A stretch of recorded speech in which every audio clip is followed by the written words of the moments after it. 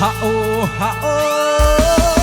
និយាយរឿងឈ្មោះអាប៉ិបមួយវានៅក្នុងភូមិឲ្យតែឃើញក្រមុំវាញ៉ៃមិនដឹងមួយណាស្រវឹងម្ដងវាតែងស្រែកអាឡូឡាអល់អស់ហើយយាយតាគាត់ស្រែកជេរទាំងថ្ងៃមកទៀតនៅក្នុងភូមិឲ្យតែហ៊ានប្រហែងកណ្ដាលថ្ងៃក្តៅចេះលួចខ្លាំងស្រាពេលចាស់គេតាមតន់វាតែឆ្លើយតងសាវាប្រាប់ឃ្លានមុនហើយណាសុំម្ដងមិនថាមុនអ្នកណាឲ្យតែក្រៅរបងចាក់គេតាមតច្រើនដងវាមិនខ្លាចទេដល់តែពេលគេខំគេស្រែកថាស្រែកឈេអាប៉ិបក៏តបទៅគេវិញងាប់ណាងាប់ទៅអាយ៉ាអាប៉ិបវាខូចគេវាខូចខុសគេអាយ៉ាអាប៉ិបវាខូចគេវាខូចខុសគេអាយ៉ាអាប៉ិបវាខូចគេវាខូចខុសគេអាយ៉ាអាប៉ិបវាខូចអានេះខូចគេវាខូចខុសគេ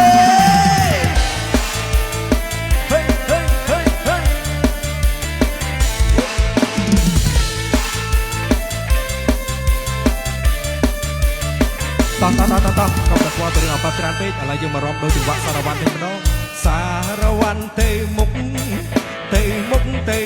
សារវ័នថយក្រោយសារវ័នទៅមុខសារវ័នថយក្រោយសារវ័ន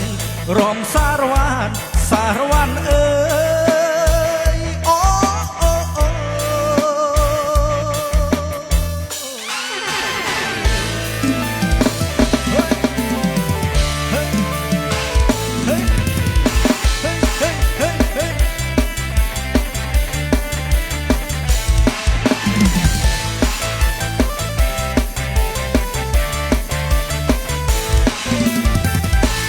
អូហាអូ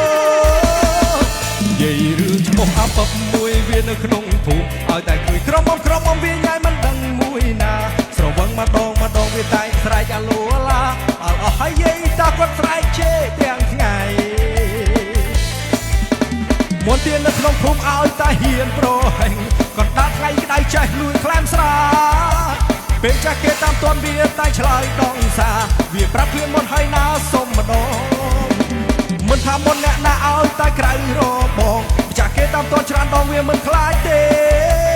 ដល់តែពេលគេខំគេស្រែកថាស្រែកឈេអាប៉ិបក៏តបទៅគេវិញងាប់ណាងាប់ទៅ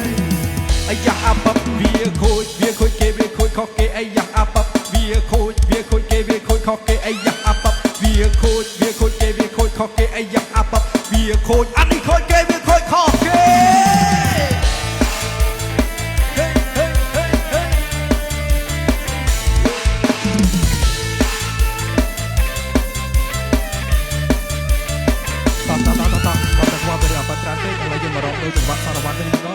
សារវ័នទៅមុខ